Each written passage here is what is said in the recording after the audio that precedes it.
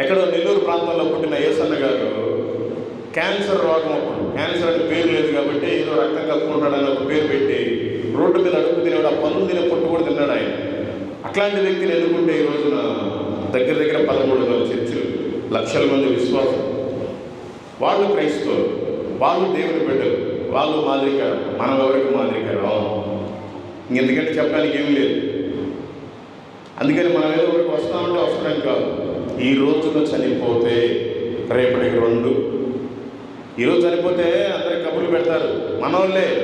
అయ్యా శవం పాడైపోతుందా, రమ్మంటాడు, పెట్టి తెప్పిస్తారు, పాస్టర్ గారిని పిలిపిస్తారు, తీసుకెళ్ళిపోతారు. ఇది ఆత్మీయాత్రని పాటుకుంటూ తీసుకెళ్ళిపోతారు. సమాధి కార్యక్రమం పెడతారు. 3వ రోజు 5వ రోజు ఆదరణ కూడికి పెడతారు. ఆ కూడికి కంటే ముందే మన ఫోటోని రెడీ చేపిస్తారు ఫ్రేమ్ కట్టి. ఆ కూడికలోనే కుర్చీలో పెడతారు. పూలు చల్లి అందరూ ప్రార్థన చేయాలి కదా వచ్చిన వాళ్ళు. అంతేనా మన బ్రతుకు?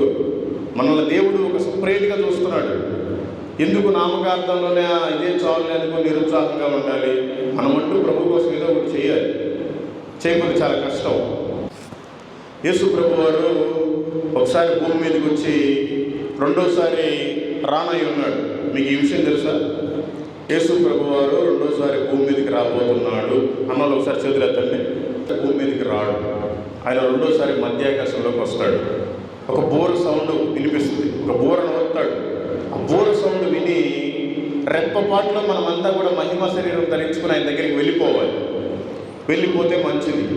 మనకి 7 సంవత్సరాలు గొర్రెపిల్ల విందు, ఆ విందులో మనం పాల్గొంటాం. చెప్పాడు ప్రభు, భార్యాభర్తలు 2 ఉంటే ఒక్కరే ఆ విందుకు వెళ్తారు, ఒకరు మిగిలిపోతారు. 2 అన్నదమ్ముళ్ళు ఉంటే ఒకరు వెళ్ళిపోతారు, ఒకరు మిగిలిపోతారు. 2 పిల్లలు ఉంటే ఒకరు వెళ్ళిపోతారు, ఒకరు మిగిలిపోతారు. మనమంతా వెళ్ళాలి అంటే ఎప్పుడు మెలకువగా ఉండి ప్రార్థన చేయాలి. మీకు అందరికీ తెలుసు, బైబిల్లో 10 మంది కన్యకలు, 5గురు బుద్ధి లేని వారు, 5గురు బుద్ధి కలిగిన వారు.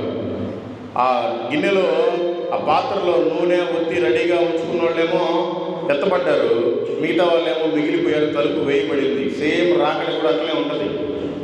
మనం రెడీగా ఉండాలి. చర్చకు వచ్చుకుంటే లేకపోతే ఎట్లా? ఏదో వస్తున్నామంటే ఎట్లా? మీరంతా ఏమనుకోబాకి ఎట్లాగే మాట్లాడతాను. నేను దాదాపుగా వచ్చి 1 సంవత్సరం అయింది.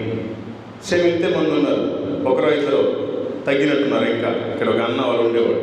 మరి సంవత్సరం దాటిపోయినా కూడా ఇంకా మీరే ఉన్నారు. ఎందుకని అంటే మీకు దేవుని ఆత్మ లేదా? లోపల చచ్చిపోయిందా?